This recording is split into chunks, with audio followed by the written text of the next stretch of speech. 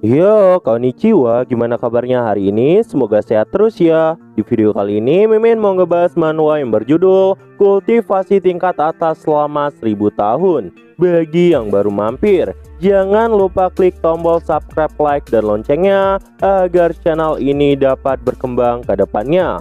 Mohon maaf jika ada kesalahan penyampaian di video kali ini ataupun sebelumnya. Tanpa basa-basi lagi, langsung simak saja videonya. Melihat piton hijau yang badannya sudah hancur setengah, para pasukan iblis pun terkejut melihat hal itu sambil berkata, "Apa yang terjadi pada ki iblis piton hijau? Apakah piton hijau mati? Bagaimana bisa orang bijak yang agung seperti itu mati dengan cepat? Siapa di dunia ini yang bisa melakukannya? Itu sangatlah konyol. Kita harus segera lari dari sini." Para pasukan iblis piton hijau itu pun kabur melarikan diri untuk menyelamatkan diri mereka masing-masing. Akan tetapi, Hanju yang melihat hal itu pun tidak tinggal diam. Dirinya itu pun berkata, "Apakah kalian semua berpikir bahwa kalian bisa pergi begitu saja setelah menindas sekteku dan menyakiti orang-orangku? Dasar iblis tidak bermoral." Hanju pun saat itu melanjutkan menggunakan teknik pamungkasnya ke arah pasukan iblis dari piton hijau. Tiba-tiba di tubuh para pasukan iblis piton hijau itu muncullah sebuah tanda yang dimana itu adalah tanda bahwa Hanju sudah mengunci targetnya. Para iblis yang melihat itu pun seketika jadi panik dan berteriak meminta pertolongan kepada siapapun. Para tetua yang tidak mengetahui apapun itu pun jadi kebingungan dan bertanya. Li Qingzi pun saat itu menjawab bahwa sepertinya para pasukan iblis telah dikunci. Lalu di sisi lain, Hanju pun mengangkat pedangnya ke langit dan menebaskannya ke bawah. Dan di saat bersamaan, setelah Hanju menebaskan pedangnya, tiba-tiba dari bawah tanah timbullah sebuah cahaya yang sangat banyak bergerak dengan sangat cepat. Dan pada saat itu, Hanju pun berkata, "Kalian semua harus mati." Lalu di sisi lain, semua pasukan iblis yang sudah dikunci oleh teknik Hanju itu pun hancur berkeping-keping. Sehingga dari langit yang cerah terlihatlah muncratan darah hitam yang terlihat seperti kembang api. Prisiswan yang melihat hal itu pun berkata, "Kembang api ini terlalu cantik." Lalu di sisi lain, Raja Iblis Diansu yang melihat semua pasukan iblis sudah musnah itu pun terdiam dan merasakan panik secara bersamaan. Kemudian Diansu pun melihat ke arah tubuh piton hijau yang sudah musnah itu dan berkata di dalam hatinya, bahkan iblis suci di ranah Tribulation Transcendence bisa mati dalam satu serangan. Jadi sang immortal sebenarnya memang bersembunyi di dalam sekte Jetpur. Tidak heran kutukanku waktu itu hilang setelah aku pergi ke sekte Jetpur. Sepertinya kutukan yang biasa diterima oleh piton hijau adalah peringatan dari makhluk immortal itu. Sayangnya si bodoh ini malah bersikeras membuat kekacauan dan akhirnya terbunuh tragis. Jika aku memiliki kesempatan untuk bertemu dengan senior immortal itu, alangkah baiknya jika dia menjadikanku sebagai bawahannya. Lalu di sisi lain, Hanju yang telah selesai melakukan pembantaian itu pun berkata di dalam hati, bencana di dunia fana ini telah berakhir.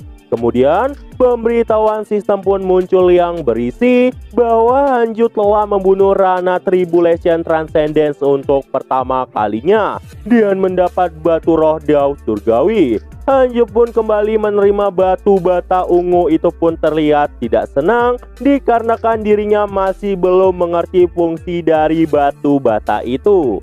Kemudian, para murid Hanju yang melihat masternya telah selesai membunuh piton hijau pun jadi senang. Chicken berkata, "Ini menyenangkan, master kita sangatlah kuat. Dia memang tidak terkalahkan." Murongki yang masih tidak menyangka apa yang terjadi itu pun berkata, "Apa yang sebenarnya terjadi?" Lalu mereka pun menghampiri Hanju sambil memasang ekspresi gembira. Chicken kembali berkata, "Master memang yang terbaik. Dia adalah yang terbaik dari segala yang terbaik." Sun Chang'an juga ikut berkata, "Semua yang Master katakan memang benar. Berkultivasi dengan rajin adalah jalan yang benar." Dan setelah mengatakan hal itu, Sun Chang'an pun memberikan nasihat kepada muridnya Murongqi dengan berkata, "Little Qi, kau harus menghabiskan seluruh waktumu untuk berkultivasi di masa depan. Hanya dengan begitu, kau bisa mengalahkan musuhmu dengan mudah." Mendengar nasihat itu, Murongqi pun menjawab dengan semangat, "Baiklah, Master." Yan Tiandong yang masih tidak menyangka apa yang dilihatnya itu pun berkata di dalam hati, "Aku tahu lebih baik daripada orang lain tentang seberapa kuat piton hijau itu. Dia hampir tak terkalahkan. Entitas yang bisa membawa keputusasaan abadi di dunia ini. Tapi dia langsung dibunuh oleh Master hanya dengan satu serangan. Ternyata orang terkuat yang aku cari-cari selama ini selalu ada di sampingku. Namun aku yang bodoh ini malah berkeliling untuk mencari kekuatan sejati yang ada di luar sana. Aku benar-benar terlalu malu untuk menghadapi Master kali ini." Tiba-tiba, pada saat Yantian memikirkan hal itu, Hanju pun lewat di sampingnya sambil bertanya pada Yantian, "Kenapa kau masih di sini? Apakah kau sudah selesai melaksanakan tugas bersujudmu hari ini?" Mendengar pertanyaan itu, Yantian pun seketika jadi panik dan berkata bahwa dirinya belum selesai melakukannya. Mendengar jawaban itu, Hanju pun berkata dengan santai, "Kalau begitu, apa lagi yang kau tunggu? Ayo selesaikan hukumanmu." Kemudian, di saat Hanju ingin pergi, Hanju pun berkata kepada Yantian, "Mulai hari ini dan seterusnya, jika kau berani lagi keluar tanpa seizinku dan tidak mau mendengar perkataanku lagi, aku akan memutuskan hubungan antara murid dan guru kita. Aku nggak peduli lagi tentang hidup dan matimu." Mendengar tentang hal itu, Yantian pun langsung menjawab dengan tegas dan mengakui kesalahannya. "Baiklah, Master, dan tolong ampunilah diriku." Beberapa saat kemudian, di tengah membersihkan medan perang di sana, para tetua pun memberikan pemberitahuan kepada semua murid yang sedang bersih-bersih bahwa tetua pembunuh dewa telah datang ke tempat itu. Mendengar itu, para murid pun jadi penasaran dan mencari-cari di mana tetua pembunuh dewa berada. Kemudian, pada saat Hanju sedang berjalan ke suatu tempat, para tetua yang melihat itu pun jadi bangga dengan apa yang telah diperbuat oleh Hanju sebelumnya. Mereka pun saat itu berkata, "Itulah dia tetua pembunuh dewa. Semuanya berikan hormat kepadanya. Setuahan cahaya kemanusiaan. Kami semua berdoa untuk umur panjang dan keberuntunganmu. Aku sangat ingin menjadi bagian dari tetua pembunuh dewa." Mendengar semua pujian itu, Hanju pun berkata, "Jangan lengahkan pertahanan kalian. Aku merasa masalah ini belum selesai." Mendengar hal itu, Li Qingzi pun menunjuk ke sebuah benda dan bertanya, "Apakah tetuahan mungkin membicarakan hal ini?" Ternyata, senjata harta Numinos milik piton hijau sebelumnya masih belum hancur, walaupun itu terkena serangan pamungkas dari Hanju. Dan karena itulah, Hanju pun menjadi mengkhawatirkan sesuatu. Hanju pun menjawab pertanyaan Li Qingzi dengan berkata, "Itu benar. Skill ultimateku gagal menghancurkan senjata ini. Itu bukanlah sesuatu yang biasa." Mendengar hal itu, Li Qingzi pun terkejut dan bertanya, "Apa? Rana Tribulation aja bisa mati? Jadi benda apa itu sebenarnya?" Hanju yang sedang memperhatikan senjata harta itu pun berkata di dalam hati, "Benda ini bukan sesuatu dari alam fana. Tidak heran, kutukanku berkali-kali gagal mengenai piton hijau. Jadi semuanya karena benda ini." Tapi sekarang, karena aku telah mengalahkan yang kecil. Aku khawatir yang kuat di alam immortal pasti akan datang menemuiku." Kemudian Hanju pun datang menghampiri senjata itu dan meletakkannya di tangannya sambil berkata, "Mari kita periksa apakah benda ini tanpa pemilik." Hanju pun menggunakan akal ilahinya untuk memeriksa pemilik dari senjata misterius itu.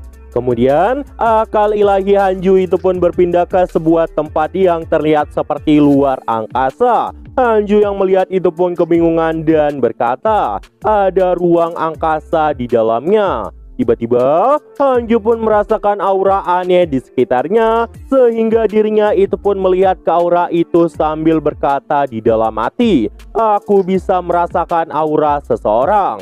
Pada saat melihat ke sumber aura itu, terlihatlah seseorang misterius yang sedang duduk diam. Hanju pun melihatnya dan berkata di dalam hati, "Itu adalah fragmen jiwa. Apakah itu sang piton hijau atau orang lain?"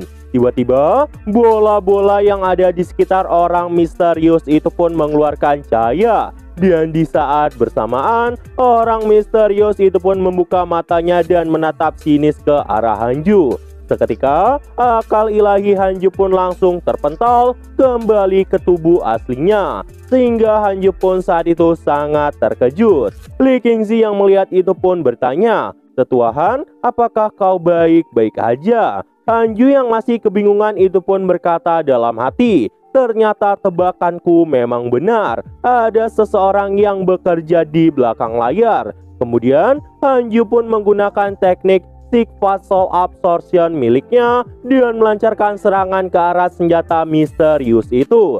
Seketika, ukuran senjata misterius itu pun mulai mengecil akibat serangan teknik dari Hanju barusan. Dan setelah melakukan hal itu, Hanju pun berkata di dalam hati, "Syukurlah aku lebih cepat. Jika tidak, orang itu akan mengikuti fragmen jiwaku dan datang untuk membalaskan dendamnya." Aura penindasan itu. Aku pernah merasakan hal seperti itu saat berada di Sungai Pedangdao.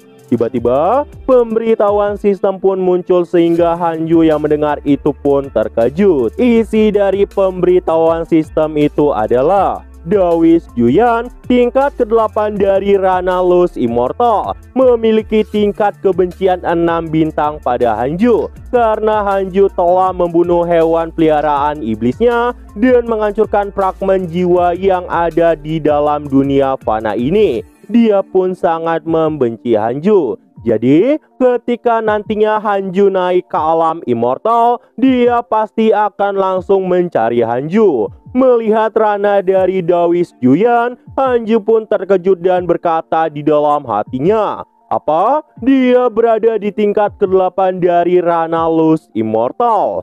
Melihat dirinya yang diincar oleh seseorang dari dunia immortal, Hanju pun berkata di dalam hatinya, "Dia menungguku untuk naik. Apakah dia tidak bisa turun ke dunia ini untuk menemukanku?" Itu sangat melegakan. Kultivator alam atas terlalu kuat, tetapi mereka tidak bisa turun dari dunia immortal.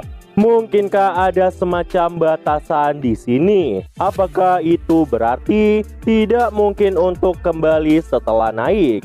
Masalahnya adalah, apakah aku akan tetap bisa berkultivasi dengan damai begitu aku naik? Karena semua orang yang menyimpan dendam terhadapku berada di alam atas. Bukanlah pilihan yang bijak untuk naik secara sembarangan saat ini.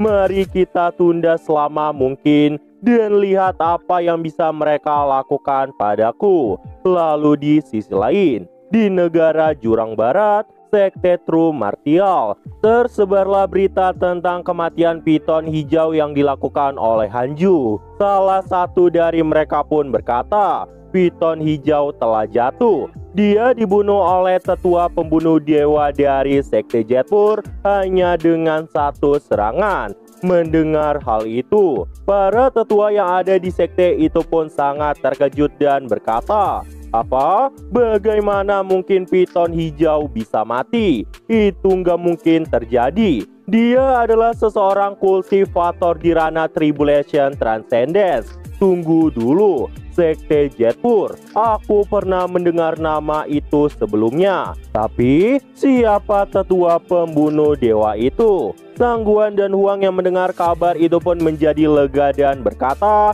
kerja bagus Sekte Jetpur. Seperti yang diharapkan dari Sekte Jetpur. Kemudian, tetua lainnya pun bertanya kepada Sangguang dengan berkata, mohon izin tetua, Anda pernah pergi ke Grityan, ke Sekte Jetpur kan?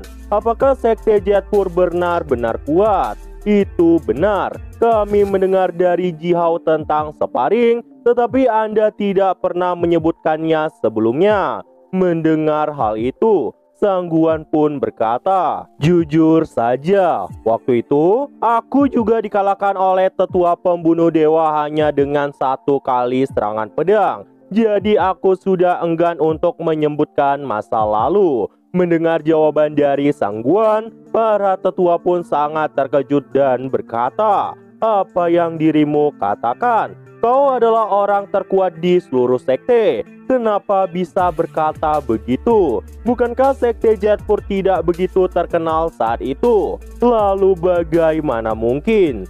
Melihat para bawahannya yang tidak menerima fakta itu, Sangguan pun kembali berkata, sekarang kita bisa melihatnya. Tidak ada yang perlu aku malukan setelah dikalahkan oleh tetua pembunuh dewa.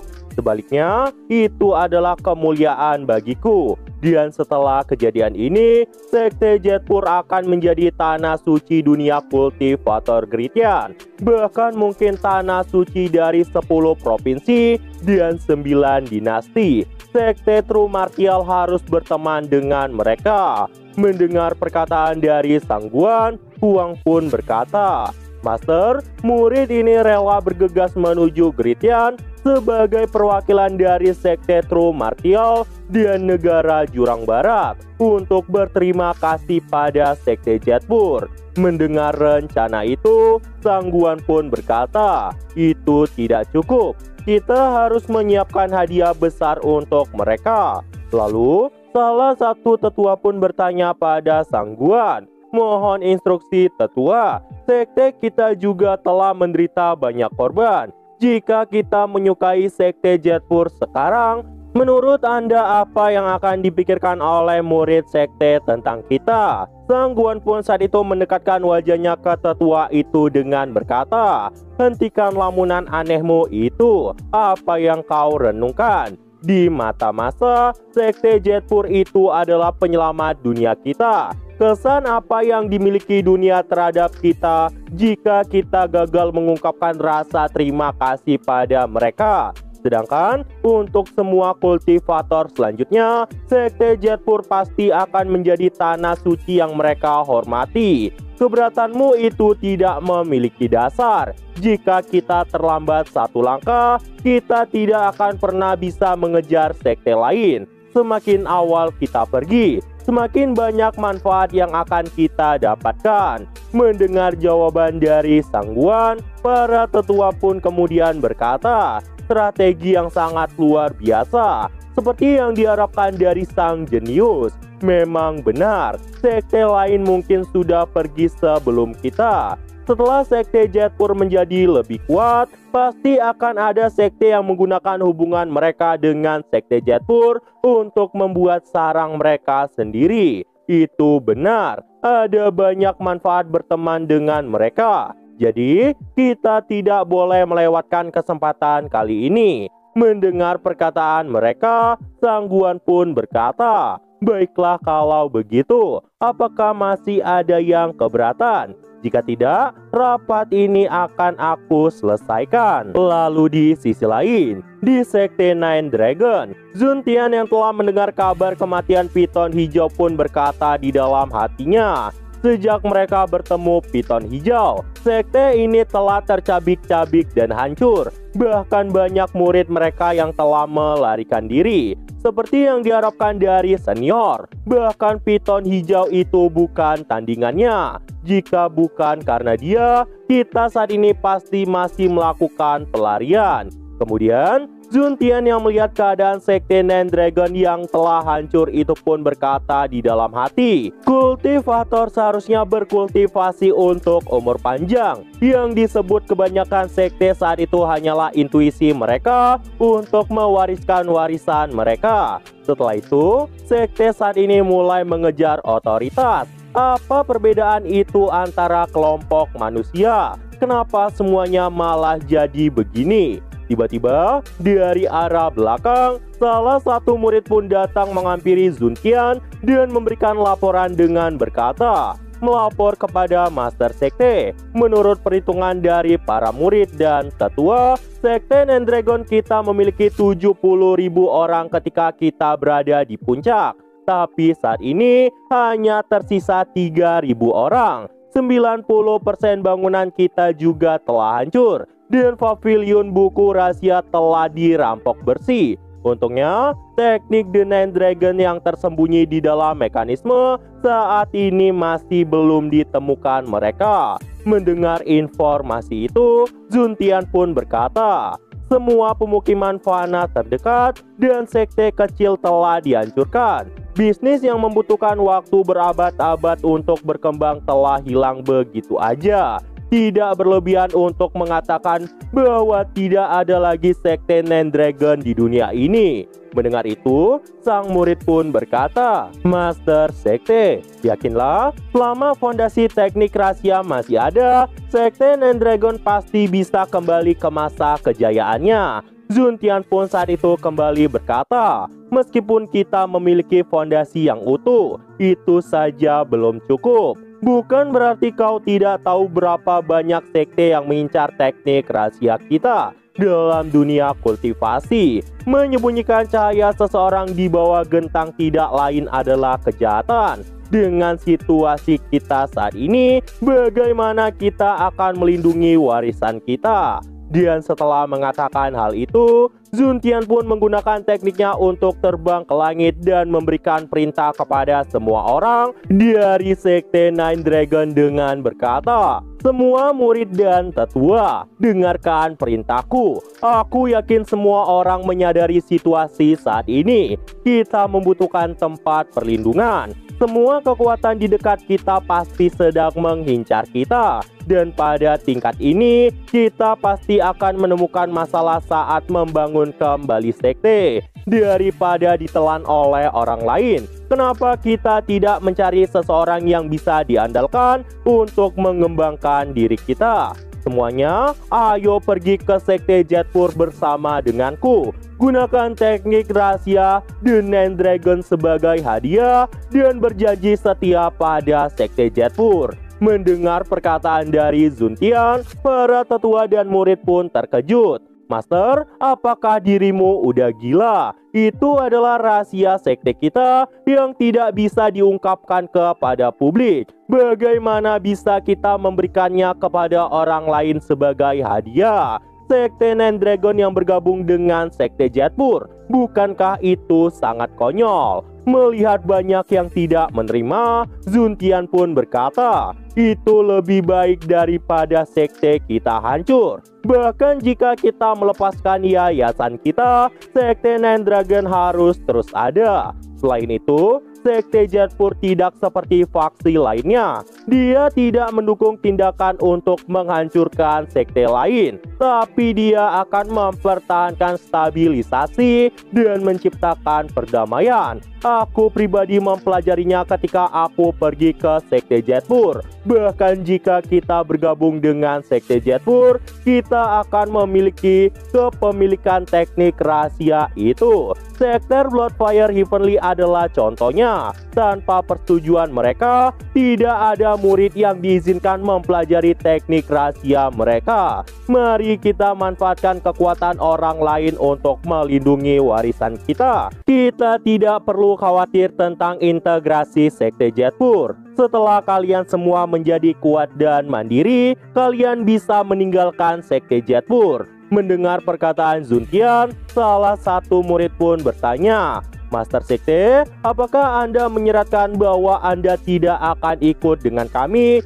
jika kami pergi meninggalkanmu? Zuntian pun menjawab iya, dia akan mencari gunung yang lebih tinggi. Dan setelah mengatakan hal itu, Zuntian berkata di dalam hatinya, hanya dengan menenangkan hati Doku dan berkultivasi dengan rajin, bisakah aku menjadi seseorang seperti senior? Itu adalah jalan kultivasi yang sebenar-benarnya. Dan setelah memikirkan hal itu, Zuntian pun berkata, jika Sekte Jatpur menolak untuk menerimamu, carilah tetua pembunuh dewa dan gunakan namaku, Huang Juntian. Tetua pembunuh dewa pasti akan mengerti. Semuanya, mari kita bertemu lagi jika takdir mengizinkan. Setelah mengatakan hal itu, Zuntian pun langsung pergi menghilang dari hadapan murid-muridnya. Melihat master mereka yang telah pergi, para murid pun berkata, Master Sekte, jangan tinggalkan kami.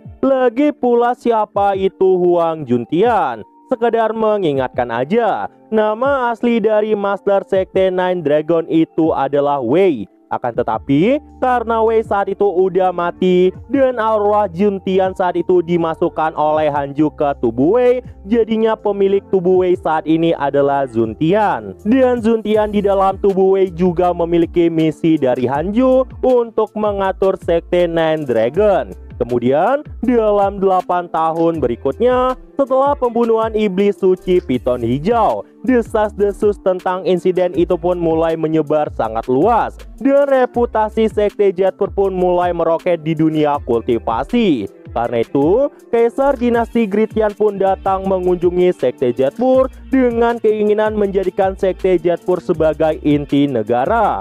Dan saat itu mereka pun membuat acara yang dimana terlihatlah patung Hanju yang sangat besar. Sang kaisar pun datang menghampiri patung Hanju dan berdoa di hadapannya. Setelah kaisar selesai berdoa, Sekte Jatpur pun secara resmi berganti nama menjadi Sekte Suci Jatpur. Mendengar hal itu, Hanju pun bertanya, jadi Gritian sebenarnya mempunyai kaisar? Li Qingzi yang mendengar pertanyaan itu juga menjawab, jangan hanya tinggal di pengasingan terus, Anda harus lebih keluar lebih sering. Kemudian Hanju pun kembali berkata, aku nggak menyangka Sekte Jatpur akan menjadi panutan negara.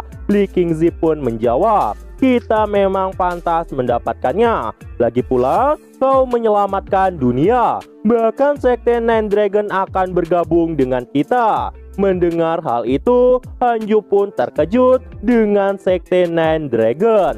Li Qingzi pun kemudian bertanya, dirinya mendengar bahwa Wei Yuan telah menyuruh semuanya untuk datang ke sini. Dan mendengar itu, Hanju pun berkata di dalam hati, apakah itu diputuskan oleh Huang Juntian? Lalu Li Qingzi pun berkata, selain itu, saya telah mengirim pesan kepada leluhur dan memintanya kembali untuk mengambil alih urusan sekte. Dan dia setuju. Dia akan kembali dalam beberapa tahun dan mengambil posisi Master Sekte. Hanju yang mendengar itu pun terkejut dan bertanya, Master Sekte apa maksudmu?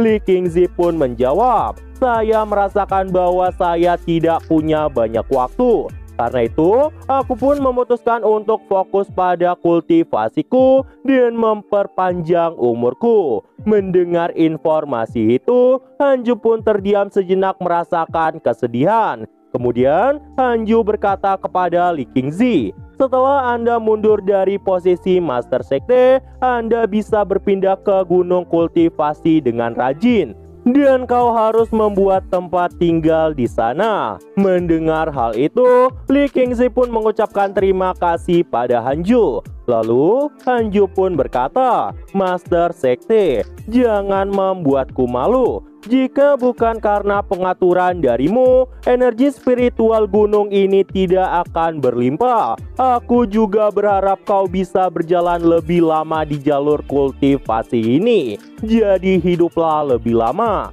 Dan setelah mengatakan hal itu, Hanju pun berkata di dalam hati, leluhur akan kembali dalam beberapa tahun. Aku ingin tahu apakah kakak senior akan menemaninya. Selama bertahun-tahun, dia tidak pernah menggunakan boneka yang aku berikan waktu itu, bahkan ketika dia menghadapi bahaya. Lalu di sisi lain, di sebuah gua, terlihatlah sosok Yuer yang saat itu sedang tertidur sambil meratapi rembulan di sela telapak tangannya. Yuer yang teringat dengan Hanju itu pun berkata di dalam hati, sekarang sudah malam. Aku ingin tahu apakah adik laki-lakiku baik-baik aja.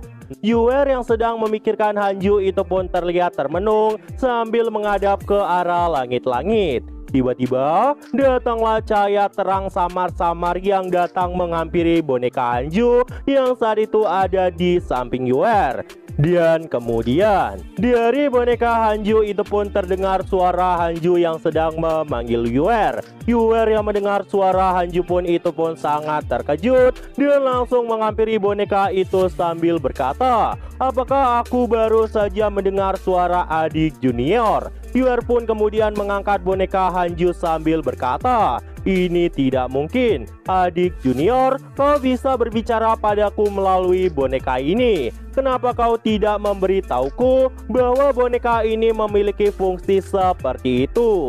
Padahal aku telah menghubungimu berkali-kali dalam beberapa tahun pertama, tapi kau tetap tidak menjawabnya. Apa karena kau mendapat pasangan dao lainnya dan melupakan kakak perempuanmu ini? Mendengar perkataan dari Yuer, Hanju pun menjawab, bukan karena itu. Ada energi roh dalam jumlah terbatas di boneka surgawi ini. Aku tidak akan bisa melindungimu jika semuanya habis. Jadi, aku harus menggunakannya dengan berhati-hati. Mendengar jawaban seperti itu dari Hanju, Yuer pun saat itu langsung baper dan berkata, jadi itu masalahnya. Aku sangat terharu karena kau mengkhawatirkan diriku selama ini. Tetapi, aku tidak mengetahuinya. Karena leluhur Nen Cauldron tidak pernah mengalami situasi hidup dan mati. Dan setelah mengatakan hal itu,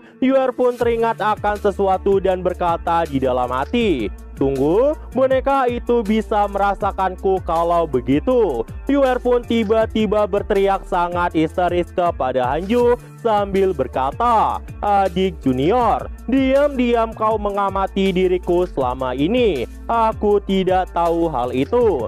Kuharap dia tidak melihat tubuhku yang gemuk ini. Ini sangat memalukan. Hanju yang mendengar hal itu pun sontak terkejut dan berkata, itu bukan bagaimana fungsi energi spiritual. Aku hanya bisa merasakanmu ketika kau menghadapi bahaya. Akan tetapi, Yuer yang masih merasa malu itu pun tidak memperdulikan perkataan dari Hanju dan melanjutkan perkataannya dengan berkata, aku bahkan melakukan semua itu pada boneka ini setiap harinya, tapi dia tidak bisa merasakannya. Aku akan mati karena malu. Di sisi lain, di tempat Hanju berada, Hanju yang mendengar perkataan dari Yuer dari kejauhan itu pun tampak kebingungan dengan apa maksud dari perkataan Yuer tadi. Kemudian Hanju pun kembali berkata kepada Yuer dengan berkata, kakak senior, beberapa tahun kemudian leluhur akan kembali ke sekte untuk mengambil alih posisi master sekte.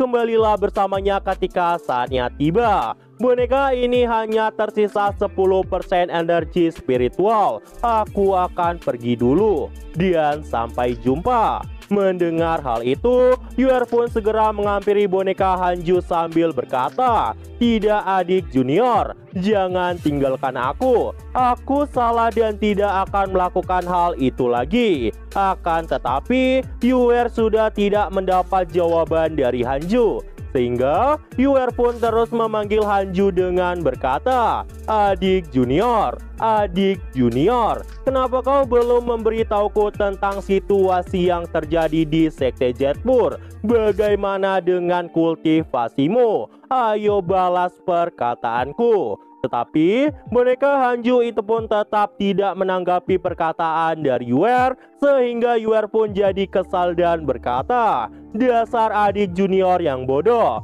jika kau peduli padaku, katakan saja semuanya. Akan tetapi, kurasa itu bagus jika dia se-cool ini." Setelah mengatakan hal itu, pemikiran dari Yue pun tiba-tiba menjadi liar tentang Hanju, sehingga dirinya itu pun berkata di dalam hati, "Sekarang aku yakin banget Xing Hongxuan dan Mozu pasti ditolak olehnya. Tunggu kepulanganku adik junior, jangan pernah berpikir untuk kabur dariku." Tiba-tiba, saat dirinya sedang memikirkan tentang Hanju, terdengarlah suara dari arah luar yang memanggil Yue dengan berkata, "Kakak Yue, ada berita bagus." Mendengar suara itu, Yue yang awalnya bahagia itu pun tiba-tiba jadi kesal karena dirinya diganggu. Dan kemudian Yue pun berjalan keluar melihat orang yang memanggilnya terus-menerus. Tampak dari arah luar,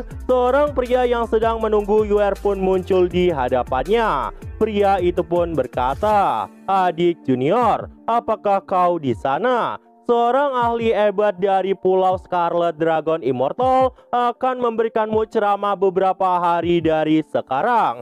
Aku memiliki undangan untuk memasuki pulau itu." Mendengar hal itu, Yue pun bertanya, "Oh, seorang ahli yang hebat akan memberikan ceramah?" Pria itu pun menjawab, "Itu benar. Apakah kau ingin berpartisipasi? Aku akan membawamu bersamaku. Sulit untuk menemukan ceramah semacam ini. Mungkin akan ada semacam kejutan di sana."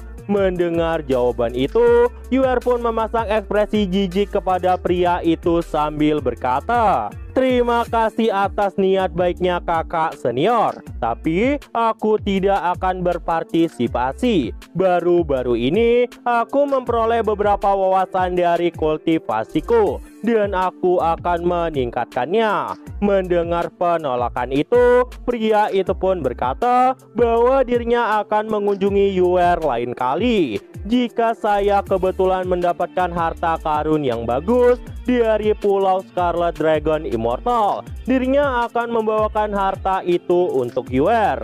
Mendengar tawaran itu, Yue pun berkata, "Kakak senior tidak perlu menyusahkan diri sendiri. Aku hanya ingin fokus pada kultivasiku. Aku tidak menggunakan harta apapun."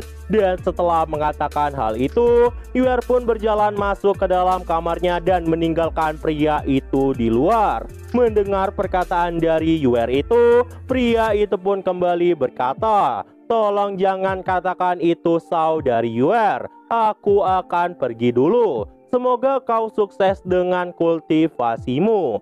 Di sisi lain, Yue yang sedang berjalan kembali ke kamar itu pun terus bergumam dengan nada kesal sambil berkata, "Ci, kenapa dia tidak bisa berkultivasi dengan benar? Daripada datang ke sini untuk menggangguku, itu sangat ngeganggu. Pada saat kau kembali dari pulau immortalmu, aku akan menghilang dan pergi mencari adik laki-laki kecilku. Apakah kau setuju adik juniorku?" Dan setelah mengatakan hal itu, Yue pun langsung memeluk boneka Hanju itu dengan sangat erat sambil berkata, "Heyo, adik juniorku ini sangat lucu. Setiap kali aku berpikir untuk bertemu dengannya, aku bertanya-tanya apakah energi spiritual di tempat guanya saat ini berlimpah. Tenang saja adik junior, aku akan kembali dan membuat gua itu menjadi lebih indah." Lalu di sisi lain,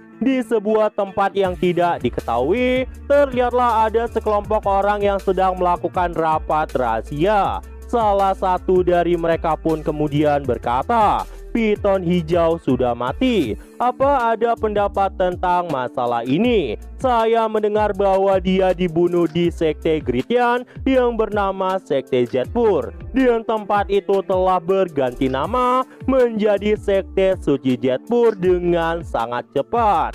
Mendengar perkataan pria itu, rekannya pun kemudian berkata, piton hijau adalah hewan peliharaan dari masterku. Membiarkan dia membantai manusia dari 10 prefektur dan 9 dinasti adalah bagian rencana besarnya. Itu tidak bisa diabaikan. Kita harus membalaskan dendam piton kecil.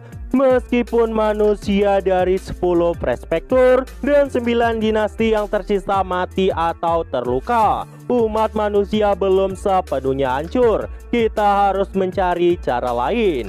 Mendengar perkataan itu, rekannya yang lain pun menjawab, piton hijau terlalu arogan. Dia pikir dia tidak terkalahkan hanya karena memiliki harta dharma dari Dawis Yuyan. Untunglah dia mati saat ini. Masih belum cukup hanya mengandalkan iblis. Jika kita ingin mengalahkan kultivator manusia, kita harus mengeksploitasi manusia itu sendiri. Jadi aku mengusulkan untuk mendukung kultivator manusia yang punya sifat jahat dan mentransmutasikan mereka untuk pertikaian antar manusia. Mendengar rencana itu, salah satu rekan wanita mereka pun berkata, aku tidak keberatan. Dengan ini, darah yang kita kirim untuk upeti akan berlipat ganda dan kita bisa membunuh 2 burung dengan 1 batu. Dan setelah mengatakan hal itu, wanita itu pun memalingkan wajahnya ke rekannya sambil bertanya, bagaimana menurutmu? Mendengar pertanyaan itu, seorang wanita pun menjawab, aku tidak punya pendapat. Aku pernah ke dunia bawah sebelumnya. Namun, izinkan aku mengingatkan kalian semua, ras iblis semakin tidak sabaran. Mendengar hal itu, mereka berempat pun sontak terkejut, dan kemudian wanita tadi ternyata adalah Swan King Jun. Dia pun kemudian berkata, aku yakin kalian sangat menyadari apa yang akan terjadi jika misi kebangkitan tidak selesai dalam tenggat waktu. Mari kita lakukan. Serahkan masalah tentang Sekte Jetpur padaku. Kalian bisa menangani hal-hal yang lain. Mendengar perkataan dari Swan King Jun, rekannya itu pun berkata, baiklah, kita harus mencari tahu latar belakang kultivator misterius dari Sekte Jetpur itu, Raja Iblis. Jika kultivator misterius itu tidak bermanfaat bagi tujuan kita, saya harap Anda akan melakukan segala daya untuk membunuhnya.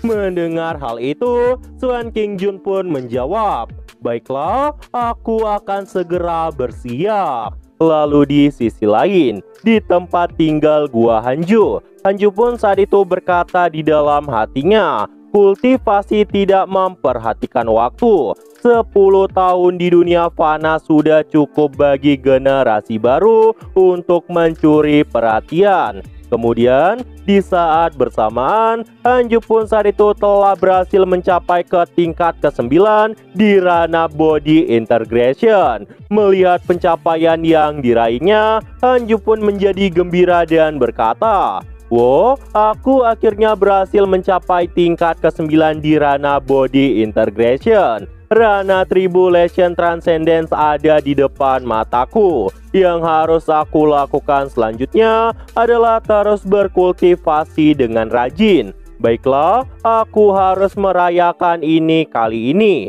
Dan setelah mengatakan hal itu, Hanju pun membuka buku santetnya dan mencari nama target yang ingin diincarnya sebagai hadiah pencapaiannya. Hanju pun berkata di dalam hati, Vermilion Bird, Mo Yoling atau Dawis Yuyan, mari beri mereka salam. Beberapa saat yang lalu, setelah pertarungan besar melawan piton hijau, setelah merenung sejenak, Hanju pun memutuskan untuk menggabungkan batu roh Dao Surgawi ke dalam buku kesialan miliknya. Hal itu pun meningkatkan kekuatan dari buku kemalangan itu hingga tingkat daya serangnya menjadi 3000. Dan harta karun Numinos yang tidak tertandingi, yang tidak lain adalah buku kemalangan, telah secara resmi ditingkatkan menjadi harta karun Numinos Grand Unity kelas tertinggi. Di bawah buff semacam ini, buku kemalangan pasti menjadi luar biasa. Respon telah mengutuknya menjadi lebih cepat dari sebelumnya.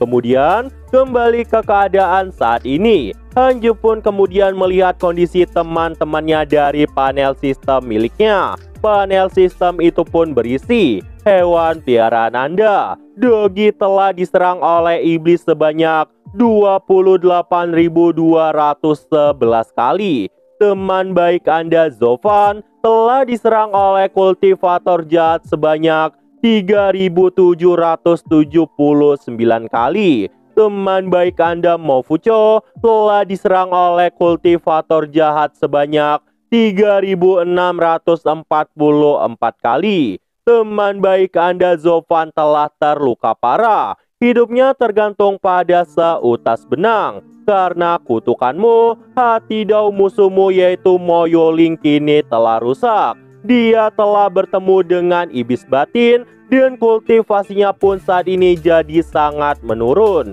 Murid Anda Suki telah diserang oleh Raja Iblis dan mendapatkan luka. Murid Anda Suki telah menyebarkan nasib buruknya dan Raja Iblis yang melawannya tadi telah terbunuh oleh seorang kultivator yang numpang lewat. Pasangan Dao Anda Sing Hongxuan telah memperoleh kesempatan dan memasuki tanah terberkati, yaitu Gua Surga. Melihat hal itu, Hanju pun berkata di dalam hatinya, tingkat kultivasi Moyoling lagi anjlok. Betapa indahnya itu. Sayang sekali, Vermilion Bird dan Dawis Juyan belum menerima dampak apapun. Tubuh Sing Hongxuan dipenuhi dengan takdirku. Keberuntungannya cukup baik akhir-akhir ini. Aku ingin tahu harta macam apa yang akan dia bawa untukku lain kali. Dan setelah mengatakan hal itu, Hanju pun memikirkan Sing Hongxuan yang sedang memberikan hadiah kepada dirinya. Di saat Hanju sedang memikirkan hal itu, rumput roh surgawi pun datang menghampiri Hanju dengan berkata, "Master, apakah kau sudah selesai dengan pelatihan terpencilmu?" Mendengar pertanyaan itu, Hanju pun bertanya, "Apakah sesuatu terjadi saat aku dalam pengasingan?" Rumput Dao Surgawi itu pun menjawab, "Ya, pagi ini Master Sekte datang untuk mencarimu. Dia mengatakan bahwa hari ini adalah hari ulang tahunnya yang ke-900. Dia pun datang mengundangmu untuk memasuki sekte dalam dan memberikan ceramah kepada para murid. Karena saya menduga Anda pasti tidak ingin pergi, jadi saya membantu dirimu dengan menolaknya. Bukankah aku pintar, Master?" Mendengar jawaban itu, Hanju pun berkata, "Itu benar. Memang benar bahwa aku tidak ingin menunjukkan wajahku. Akan tetapi, tidak sopan untuk menolak undangan secara langsung seperti itu. Aku pikir akan lebih baik jika aku mendatanginya secara pribadi. Baiklah, aku akan membawa kalian ke sekte untuk berjalan-jalan." Mendengar perkataan dari Hanju, rumput surgawi pun jadi senang dan berkata, Terima kasih Master. Master memang yang terbaik."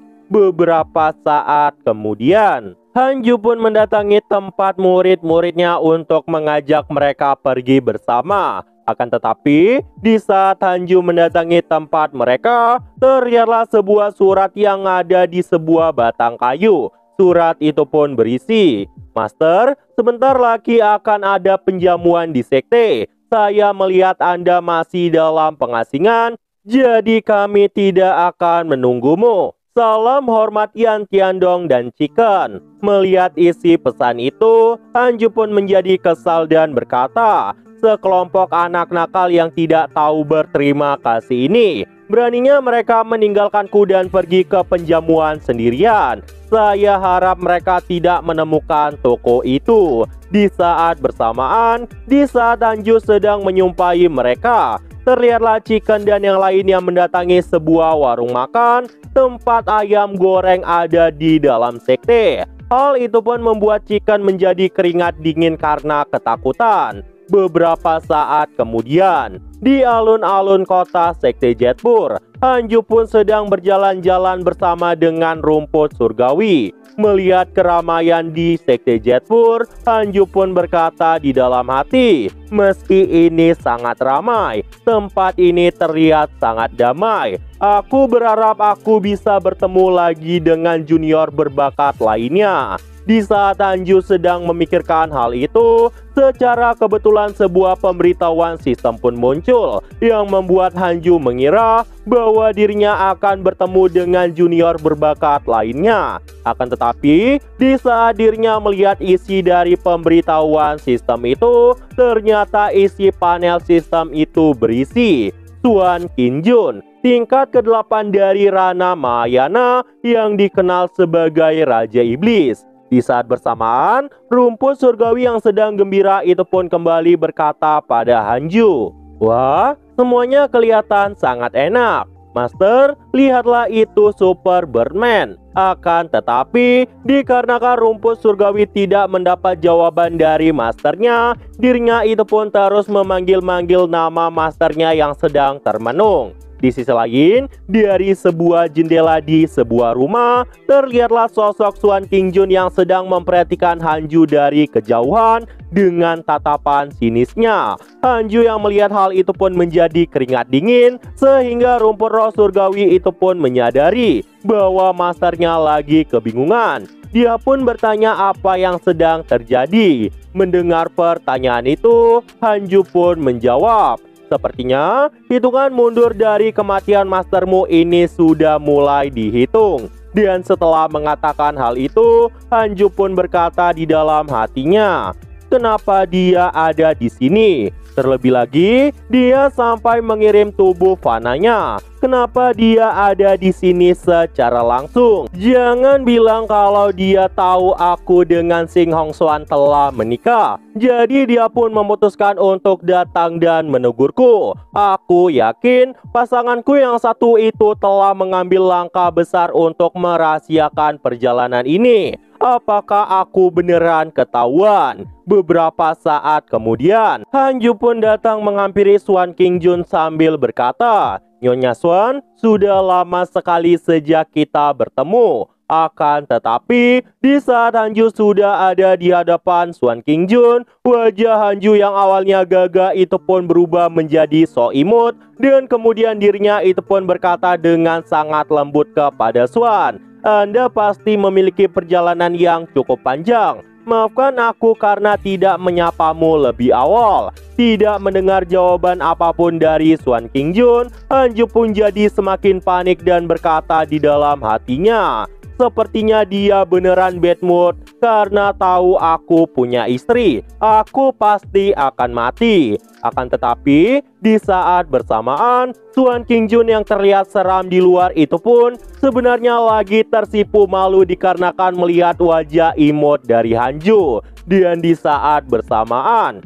di tempat Chicken dan yang lain berada, terlihatlah Chicken yang sedang dikerumuni oleh para pekerja ayam goreng di tempat mereka tadi. Dikarenakan mereka mengira kalau Yantiang membawa ayam sendiri untuk mereka goreng. Sun Chang'an yang melihat itu pun menjadi panik dan berkata, "Hentikan kalian, ayam itu adalah hewan peliharaan dari tetua pembunuh dewa." Berbeda dengan Sun Chang'an, Yan Tiandong malah mendukung para pekerja ayam goreng itu dengan berkata, "Ayo lanjutkan kerjaan kalian." Kemudian kembali ke tempat Hanju berada. Di saat Hanju dan Swan Kingjun sedang duduk bersama, rumput surgawi pun ditinggalkan di luar dengan instruksi untuk berpura-pura menjadi tanaman.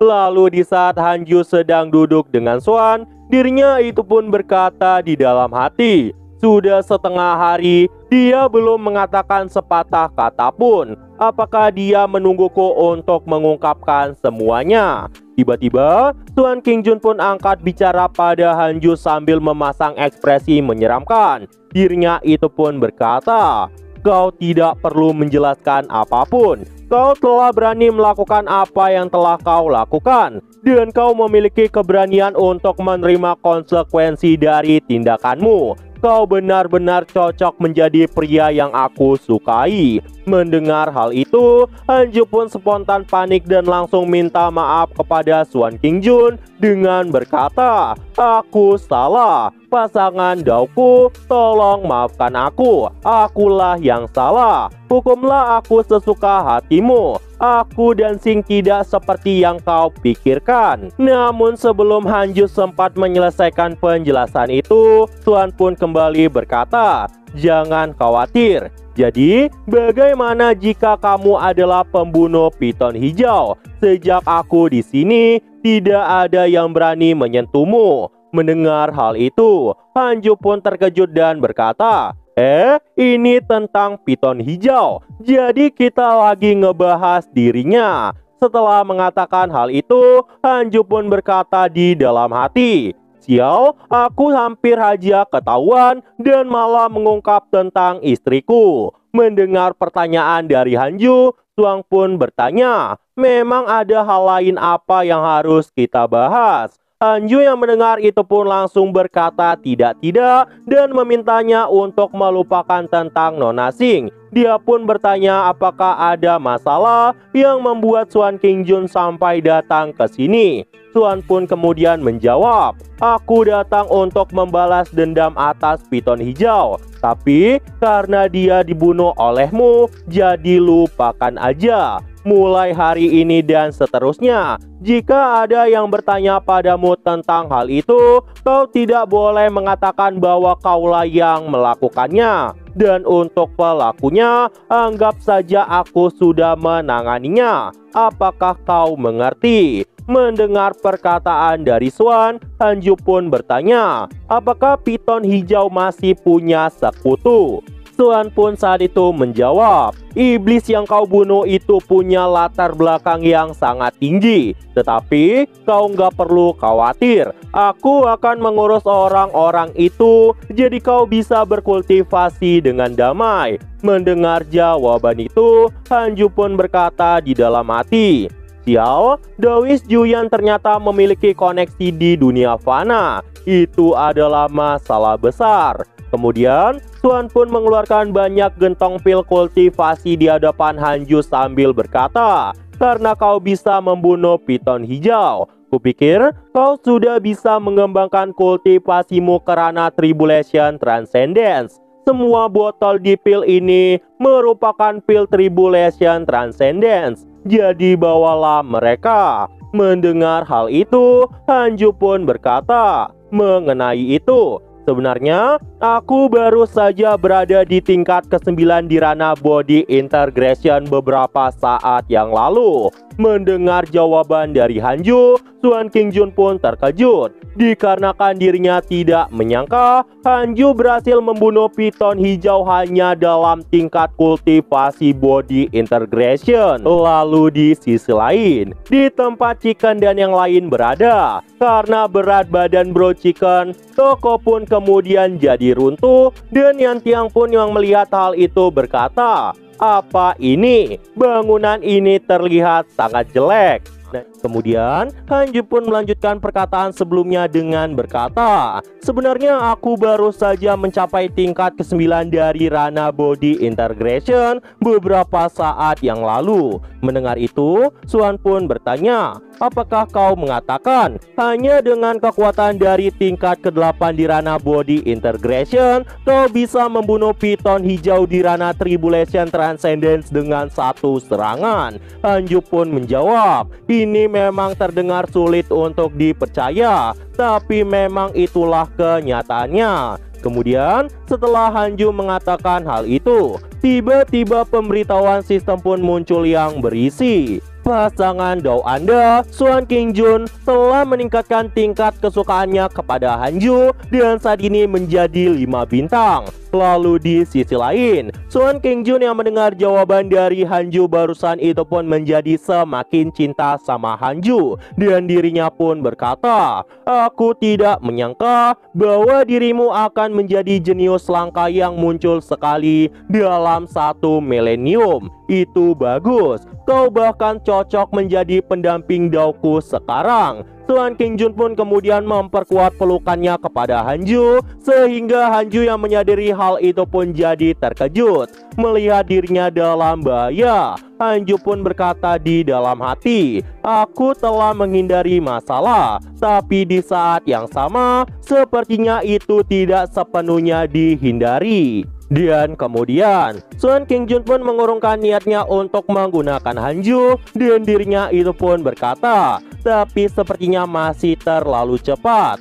Aku mungkin akan merusakmu jika melakukan itu sekarang. Kau harus berkultivasi dengan rajin di masa depan. Dan di saat bersamaan, akulah yang akan menunggumu sampai dewasa." Mendengar hal itu, Hanju pun jadi panik dan berkata, "Apa-apaan itu? Apakah kau menganggapku sebagai apel yang ada di kebun?" Kemudian, Swan Kingjun pun berdiri dari tubuh Hanju sambil berkata, "Sebenarnya aku juga ingin memetikmu hari ini, tapi sepertinya ini belum saatnya. Jadi aku akan pergi dulu." Mendengar hal itu, Hanju pun mengeluarkan sesuatu dari pakaiannya sambil berkata, "Oh iya, ini adalah harta yang ditinggalkan oleh Piton Hijau. Aku pikir item ini tidak biasa, jadi aku akan memberikannya padamu." Hanju pun kemudian mengeluarkan senjata tongkat milik Piton Hijau sebelumnya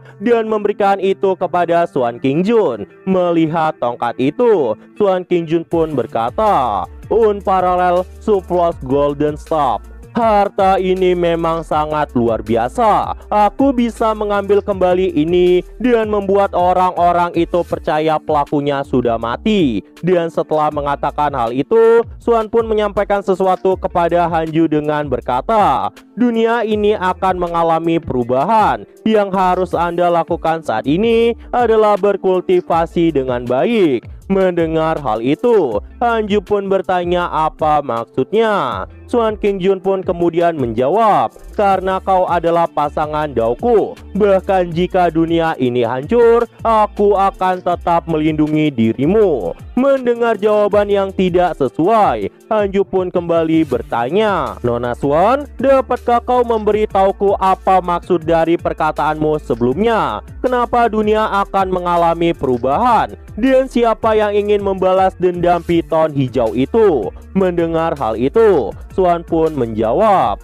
"Masalah ini lebih besar dari yang kau kira. Tapi aku tidak akan memberitahumu apapun. Untuk nama orang yang ingin membalas dendam itu, dia adalah Luo Kyumo." Dan setelah mengatakan hal itu, Swan Kingjun pun seketika menghilang dari hadapan Hanju dan pergi meninggalkan tempat itu. Setelah mendengar nama itu dari Swan, Hanju pun langsung mengeluarkan buku santetnya dan menuliskan nama tadi sambil berkata di dalam hati, "Luo Kyumo kan? Tunggu saja ajalmu." Astaga, Mimin sampai nggak bisa nahan rasa ketawa. 3 tahun kemudian, di gua tempat tinggal yang Hanju, Li Qingzi yang sedang melakukan pindahan itu pun terkejut mendengar perkataan dari Hanju, sehingga dirinya itu pun berkata, "Mustahil kesengsaraan lainnya. Tetuahan, maksudnya kau akan mengalami terobosan besar lainnya."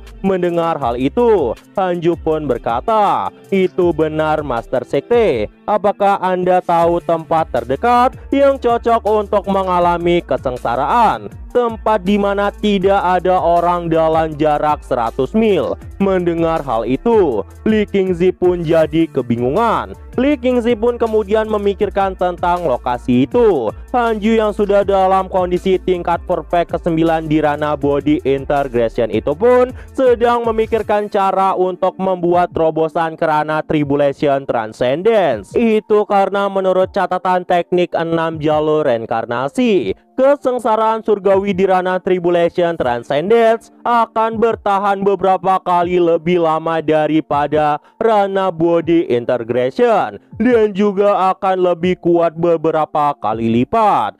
Hanju mungkin akan menghancurkan alam 10.000 iblis jika dirinya pergi ke sana. Dan karena itu, Hanju pun perlu menemukan tempat yang aman untuk kesengsaraan selanjutnya. Di saat Hanju sedang memikirkan hal itu, Lee Kingzi pun ternyata sudah mendapat lokasi yang cocok untuk meningkatkan kultivasi dari Hanju. Lee Kingzi pun berkata, "Aku punya tempat yang cukup aneh di dalam pikiranku. Karena hujan yang tak ada henti-hentinya, banyak serangga beracun dan binatang buas berlindung di sana. Jadi kultivator jarang pergi di sana. Itu adalah daratan yang terletak di sebelah timur Sekte Jetpur. Aku bisa membawamu ke sana." Mendengar itu, Hanju pun setuju dan meminta Lee Kingzi untuk menunjukkan tempat itu. Di sisi lain, di saat Hanju dan Lee Kingzi pergi ke tempat yang dimaksudkan, Murongki yang melihat hal itu pun bertanya,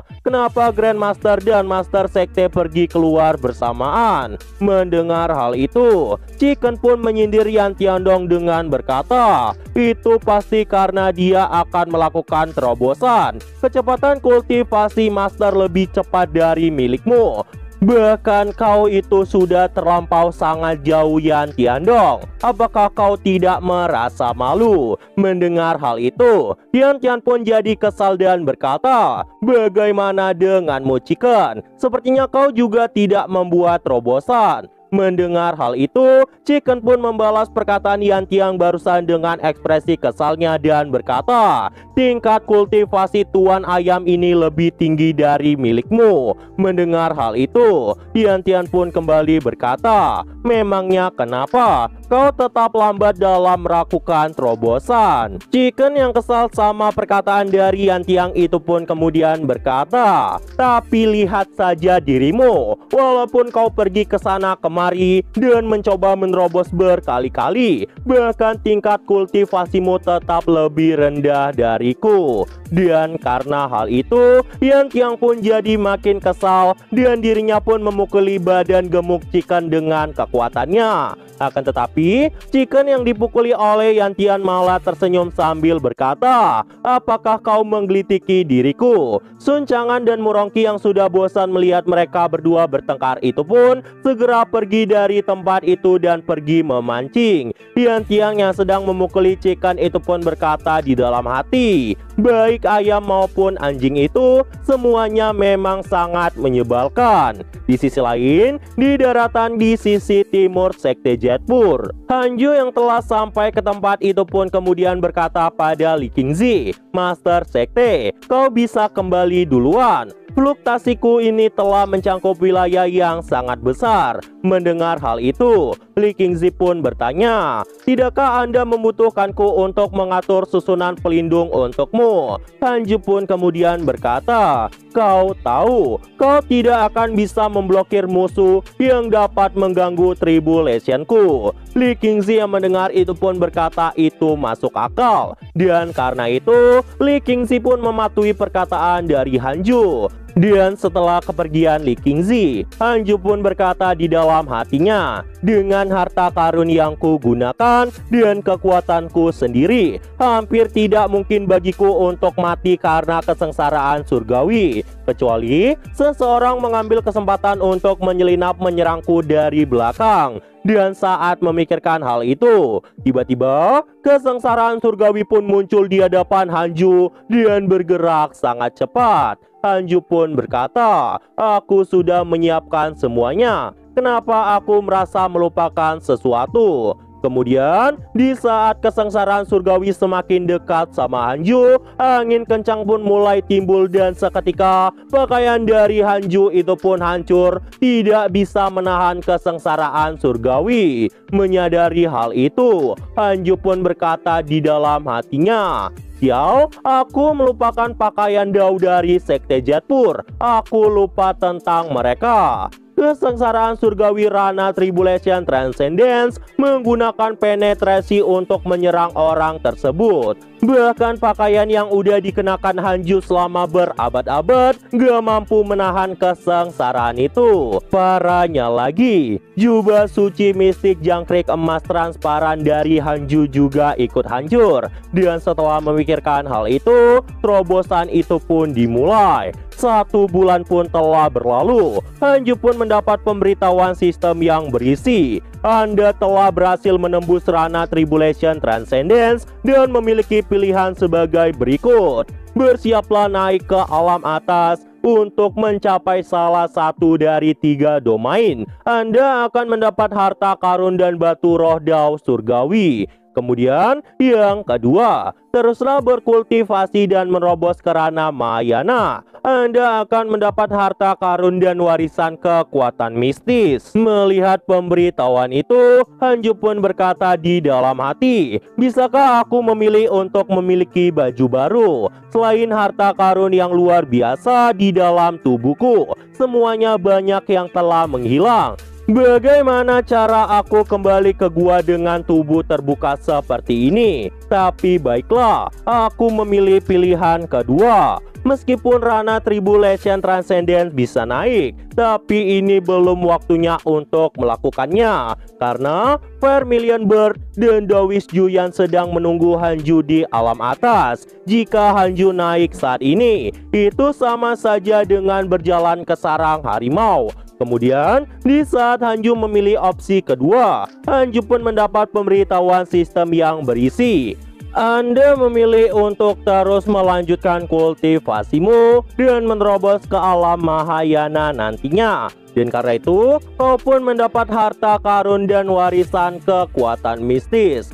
Selamat atas perolehan Grand Unity Numinous Treasure. Itu adalah Golden Purple Soft Armor. Golden Purple Soft Armor adalah harta karun Numinous Defensive Grand Unity di kelas ke-8. Itu memiliki kekuatan pertahanan yang sangat kuat, dan Hanju pun berhasil mendapatkannya. Alam semesta di lengan baju Hanju, lengan baju berisi langit dan bumi, dan bisa menyerap yin yang dan semua yang ada di langit dan bumi. Mendengar hadiah yang didapatkannya, Hanju yang terkejut itu pun berkata di dalam hatinya, ini adalah anugerah. Aku jadi tidak perlu kembali tanpa apa-apa. Apalagi itu adalah harta karun Numinous Defensive tingkat Grand Unity ke-8.